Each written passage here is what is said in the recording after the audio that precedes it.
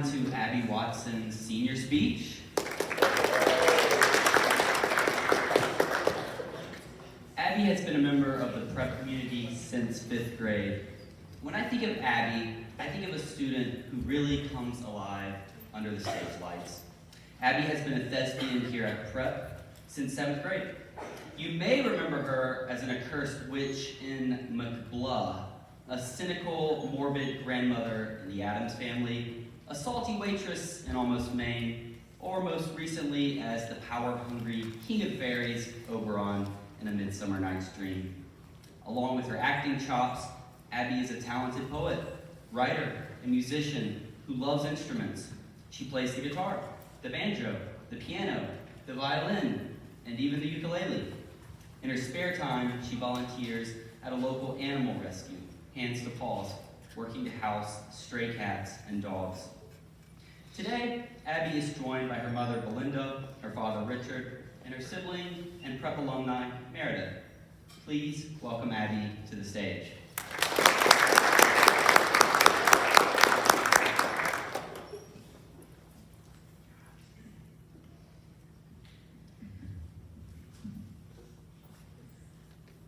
Felis sylvestris catus is one of the deadliest predators in the world, a killing machine responsible for the deaths of over 15 billion small mammals and songbirds a year, with a hunting success rate of 70%.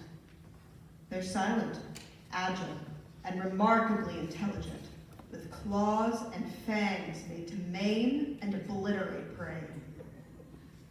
I've had lots of opportunity to document these vicious creatures in their natural habitat, and I've gathered a few examples of their great, unadulterated prowess to share with you today.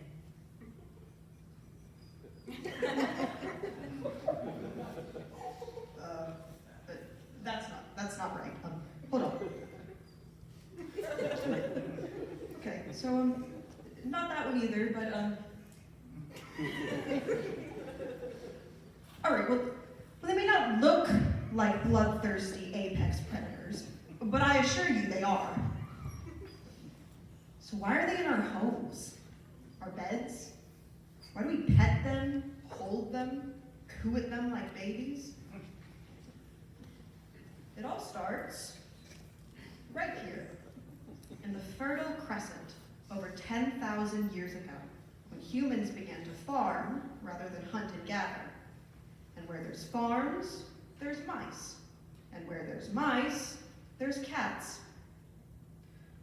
Our first cat, so to speak, was a spry little fellow called the Felis sylvestris libica, or the African wildcat. They were attracted to human settlements for the food they brought in, and with humans killing any larger predators, wildcats didn't need to worry about getting taken out by a bigger beast. On the other side, humans loved having the felines around to keep rats and mice from destroying their crops. All in all, it was a pretty good deal. Naturally, the range of these little guys spread as they went where humans went. They started to move down near the Sahara Desert, and with such a hot climate, they gravitated towards the Nile River. I'm sure you can see where this is going. Many cultures have had an appreciation for cats, but none compared to the Egyptians in their reverence. While not the first to attempt the domestication of cats, we can certainly thank them for all the progress they made in regards to it. For ancient Egyptians, these tiny monsters were so much more than the other half of a symbiotic relationship. They were warriors, defenders of the home, slaying scorpions and snakes. They were sacred. If someone killed a cat, intentionally or not, they were executed. Bastet, the goddess of protection, bore the head of the cat. And of course, they were family. Most Egyptian households had at least one pet cat.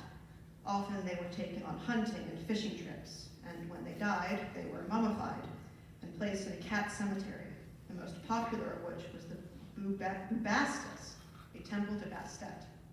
In short, ancient Egyptians were massive cat people. And though no one does it like them, the rest of the world was pretty fond too. The small predator's first stop in Asia was India, but they very quickly moved to East Asia as well, eventually finding themselves as far as Japan. In Siam, now called Thailand, the first purebred cat was born. The Siamese, a breed so revered and protected, only those living within the royal palace of Bangkok ever got to see them.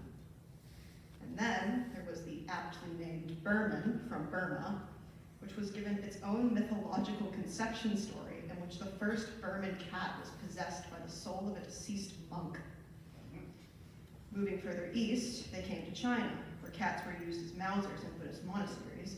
And finally, Japan, who loved the furry killer so much, Japanese Emperor Ichigo, around 1,000 years ago, granted all cats the status of nobility, though this was repealed later, as nobles aren't permitted to do manual labor, which meant no one was keeping the rodents out that liked to chew up cloth.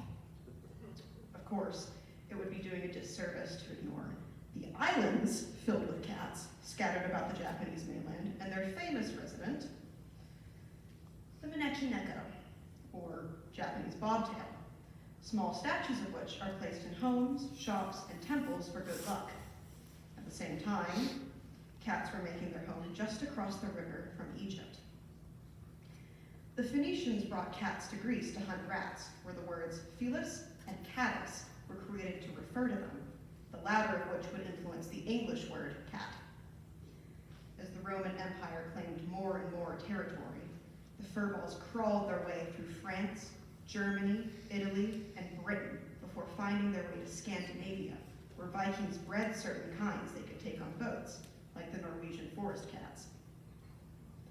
In this continent, cats were often associated with the goddesses like Artemis, Diana, Freya, and Hel, all inclined to both domesticity as well as power, a dichotomy that well suited the felines. However, when Christianity began to overtake the ancient religions, these goddesses became associated with demons, and by extension, the cats were as well. But none so much as the black cat, believed to be the most villainous and wretched of its species, equated to evil because of its dark coat. Pope Gregory IX officially condemned them as vessels of the devil, and throughout Europe their reputation tanked, and it became sacrilege to own them. Elder women in possession of feline companions were particularly vulnerable to accusations of witchcraft. The dislike of these animals continued over a nearly 500-year period when European society began redeveloping an affection for the creatures, particularly in France, and anything that happened in France was quickly adopted by the rest of Europe. In the more modern era, most people don't believe cats are demons or soul stealers, though there is still some work to be done regarding the perception of black cats. In general, the reception is positive. In fact, during the Second World War, cats were employed on boats to keep soldiers' morale up, like Simon here, who survived being struck by an artillery shell while acting as a Mauser on the Royal Navy's HMS Amethyst, and was given a PDSA Dickin Medal for destroying a rat infestation on board. But I suppose I haven't answered the question, or at least not up front. Why do we let them sleep in our beds and sit on our counters? The answer is actually really simple. It's because we like them. We think they're cute, funny, charming, not to mention how useful they are. At least, I really like them. But I wasn't always this obsessed with cats. Not until Wuffy. My first cat, or at least the first one that was just mine, was my best friend. Every day was worth enduring so long as I got to do it with him. He woke me up in the mornings and refused to let me go back to sleep until I fed him.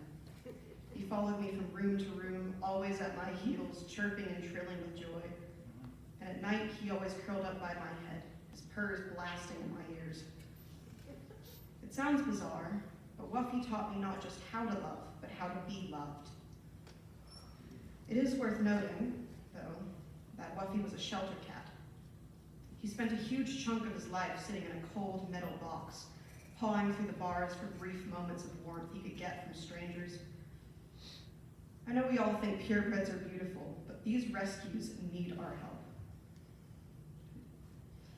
I've met dozens of rescue cats working for Hands to Paws, and have had the pleasure of watching them run and play and love in a way they can't in those cages. And I know not everyone here is a cat person, but if you value domestic animals, be it cats, dogs, or some other less common pet, please consider donating to your local rescues. Thank you.